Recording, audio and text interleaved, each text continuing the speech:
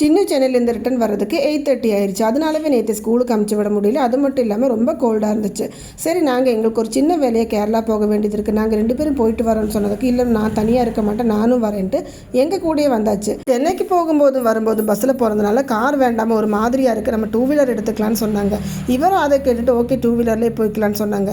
எப்படி அப்பாவும் பொண்ணுமா சேர்ந்து என்ன கொலைக்கு கொடுக்காம விட மாட்டாங்க போல் இருக்குது. ஏன்னா எனக்கு போயிட்டு வந்ததுலேருந்து எந்திரிக்கவே முடியல, அவ்வளோ பேக் பெயினாக இருக்குது.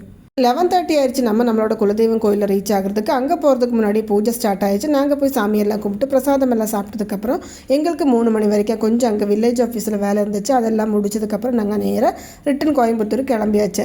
சாப்பிடாமையே தான் வந்தோம், ஏன்னா கொஞ்சம் ஜூஸ் மட்டுமே குடிச்சிட்டு அப்படியே நாங்கள் நேராக வீட்டுக்கு வந்தாச்சு. வந்து கொஞ்ச நேரம் அப்பு கூட எல்லாம் விளையாடுறதுக்கப்புறம் அப்பு என்னெல்லாமோ பண்ணிகிட்டு இருக்காங்க. என்ன பண்ணுறாங்கன்னு பார்த்தா லைட் செட்டிங்ஸ் எல்லாம் இருக்கிற நம்ம அந்த நியூ இயர்க்கு செட் பண்ணது அது எல்லாமே ரெடி பண்ணிகிட்டு இருக்கிறா. என்னெல்லாமோ ரீஅரேஞ்ச் பண்ணிகிட்டு இருக்கா. ஆனாலும் பார்க்குறதுக்கு ரொம்ப அழகாக தான் இருந்துச்சு. இது எப்படி இருக்குன்னு போட்டு காமிக்கிறேன்.